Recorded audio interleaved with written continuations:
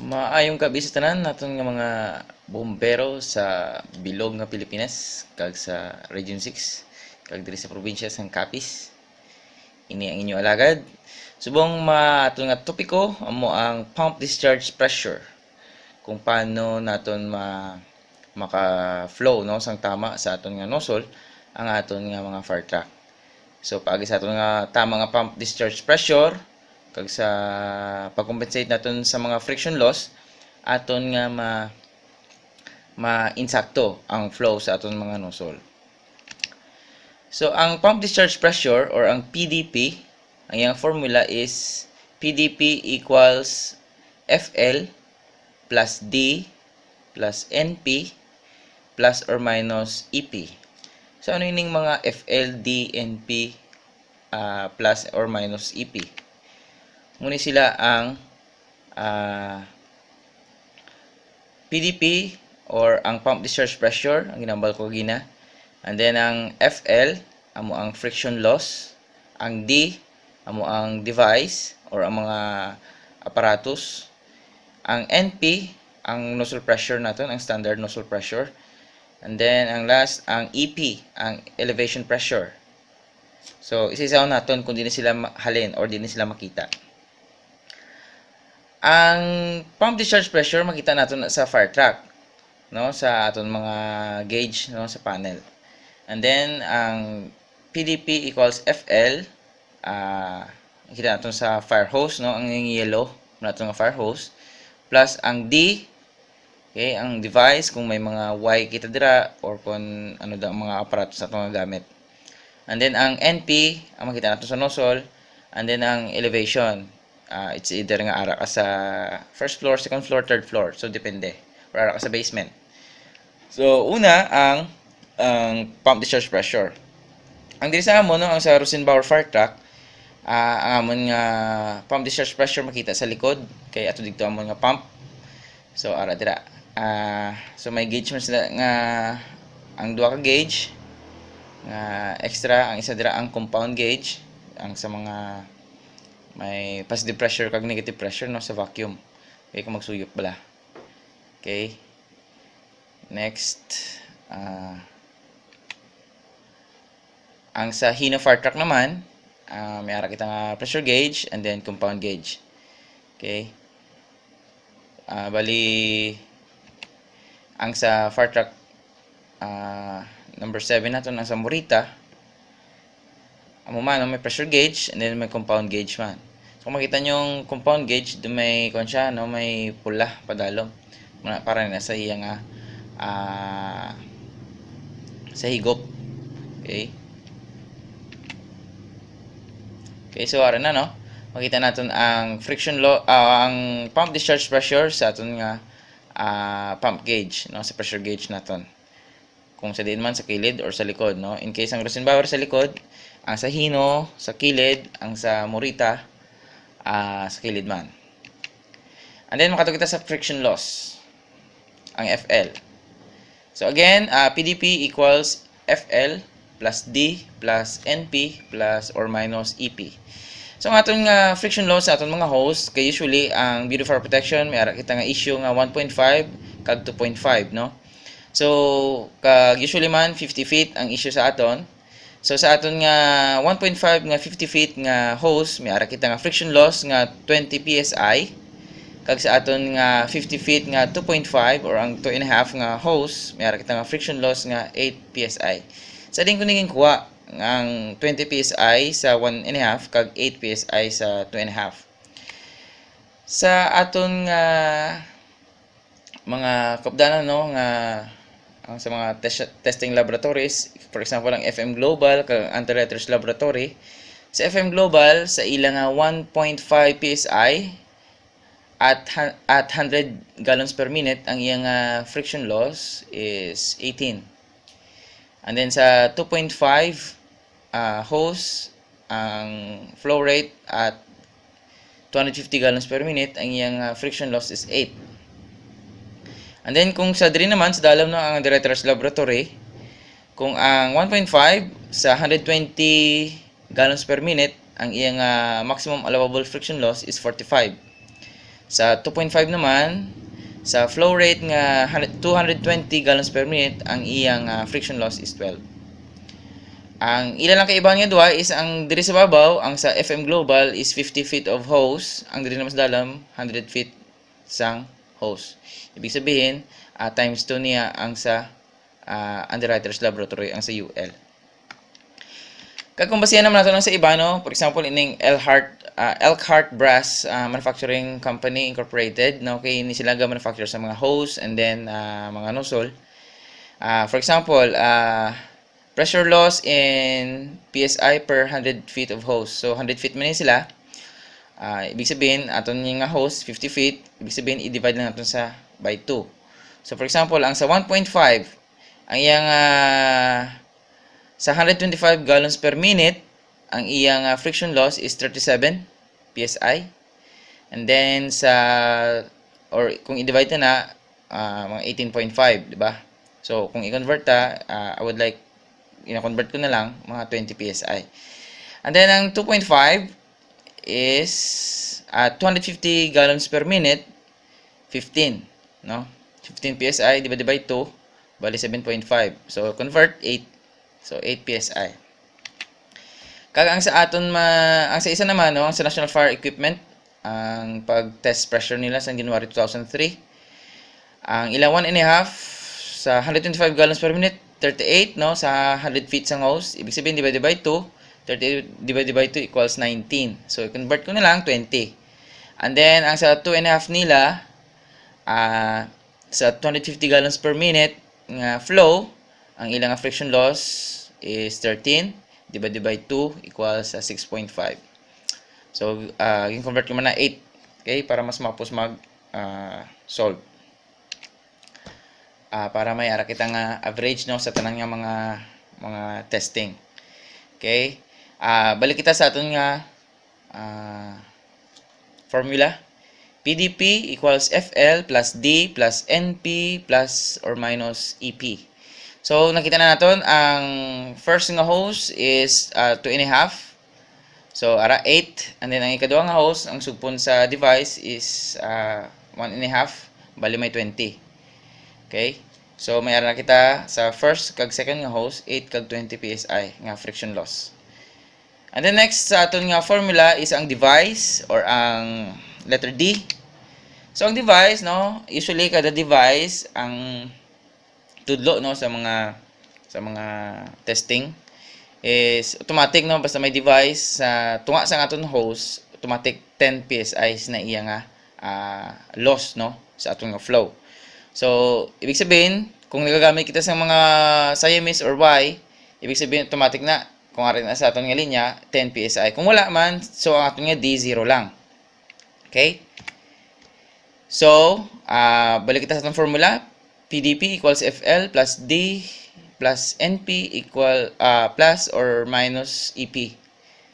So ang ato nga mayroon na kita nga 8 PSI sa aton nga 2.5 hose, and then sa aton nga D ang sa device naton ang Y is 10 PSI, and then ang ikaduha naton nga hose ang 20 PSI sa aton nga 1.5.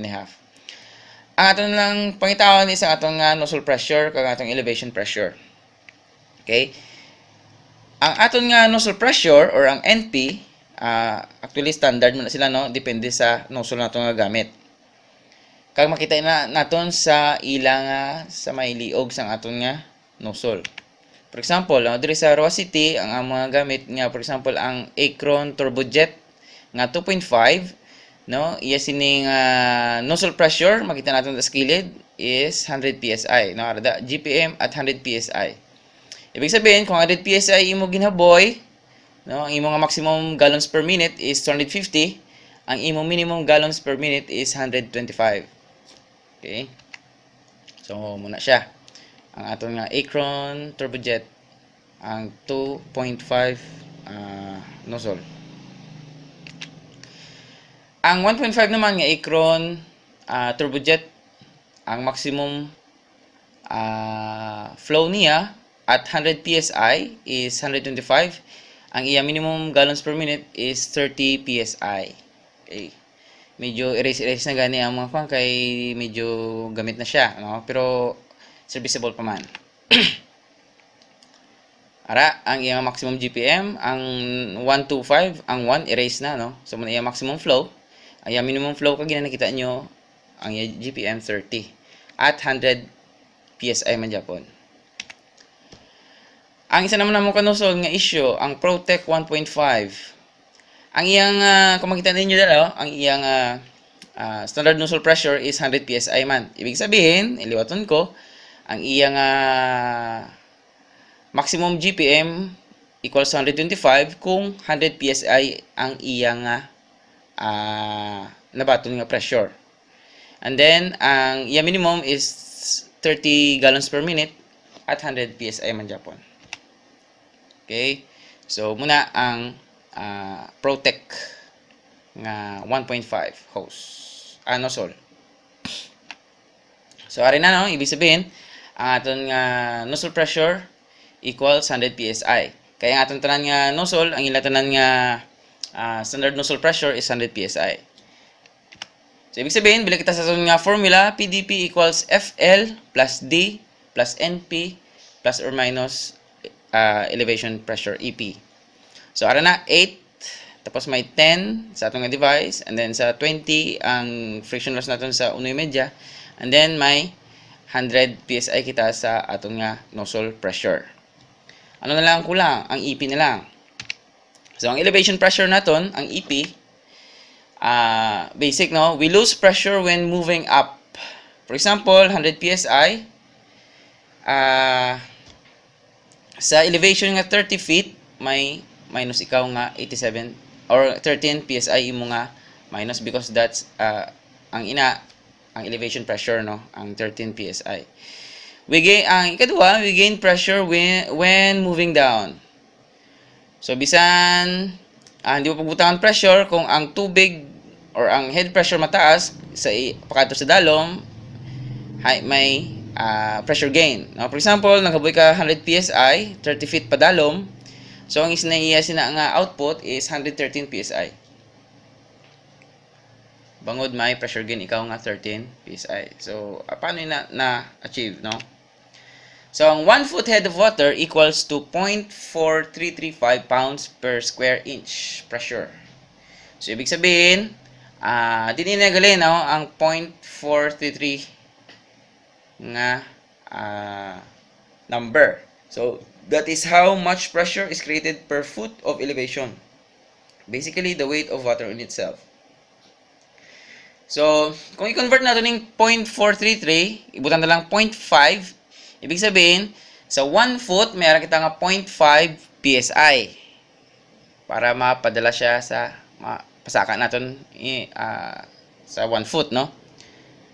So, kaya ang aton nga from ground to ceiling, ang aton nga mga floor, no, mayara kita nga 10 feet, no, 10 feet, 10 feet, 10 feet, every floor 10 feet, no, ang aton nga standard.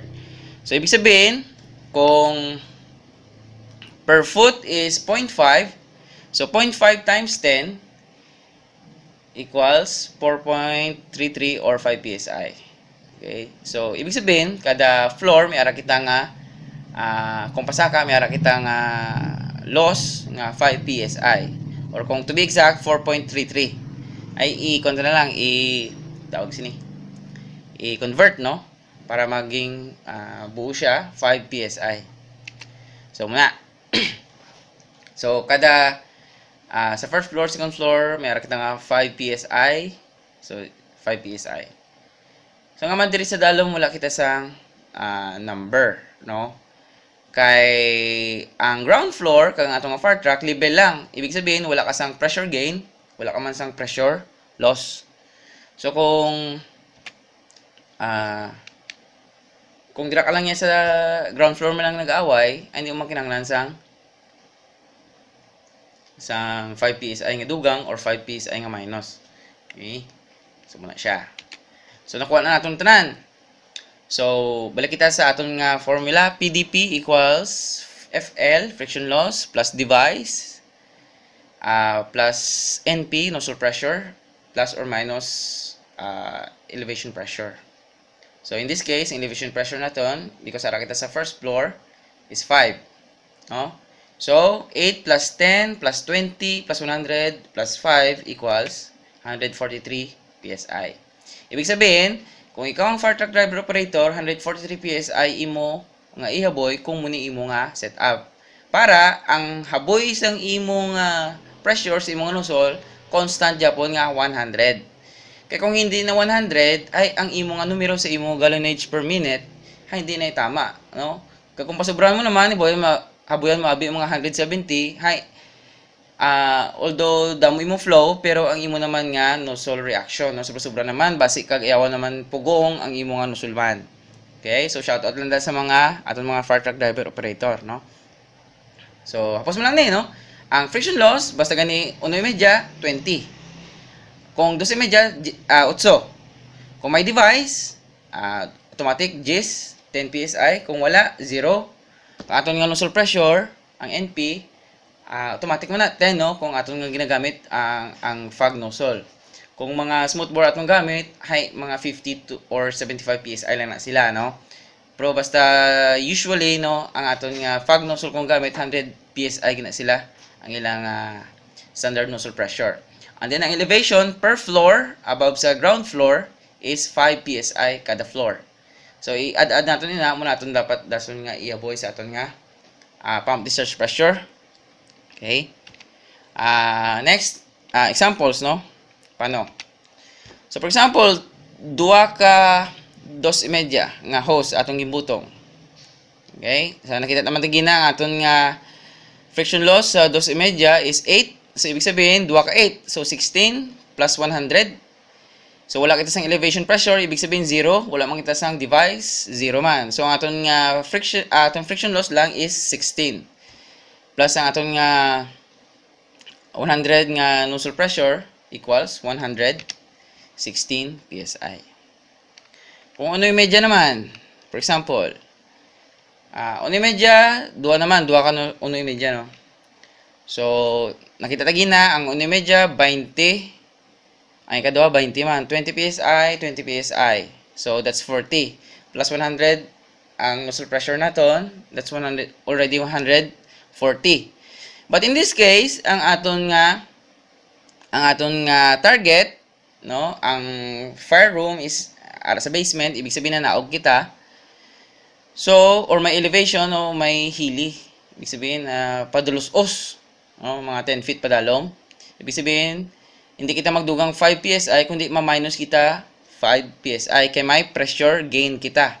No, kay mas mataas atong fire truck sa fire room, no, or sa level sang kalayo.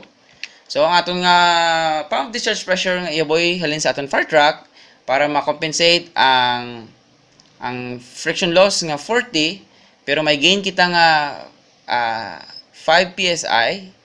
So aton nga pump discharge pressure is 135 PSI. Okay? Pamangkot ay kung magbutong sila abi sang hose nga 1.5 2.5 ibuon ko lang permi nga 200 PSI ako niya boy para gusto sila, no? Ay hindi pwede. Okay? Hindi pwede man galing kay kaluluoy mo nga nozzle man, no? Basta hindi niya makontrol ang nozzle reaction. Okay? Kaya ang standard gid sang nozzle gani naton is 100 PSI. Ibig sabihin dapat 100 PSI lang gida ang magwa sa punta sang aton nga nozzle. Para ang gallonage per minute naton ang selector kay tama dapat, no? Kung 30 aton nga gin-select dapat 30 gallons per minute lang aton nga ginapagwa. Kung maximum, no, sang 1.5 125 dapat 125 gallons per minute man atong ginapagwa, no? The same na sa 2.5. So kung may mga lang, no, kung may mga questions ka mo, don't hesitate nga magpamangkot. Ang mga nozzle sang Rosenbauer base sunod na akong i-discuss, no, kay ato sila mga liters per minute, hindi gallons per minute ang ilang selector. Kag medyo gamay na sila buhok kumpara sa aton nga Acron kag sa Protec, no. Again, thank you for watching and listening. If you have questions, just type sa comment. And thank you very much again, and good day.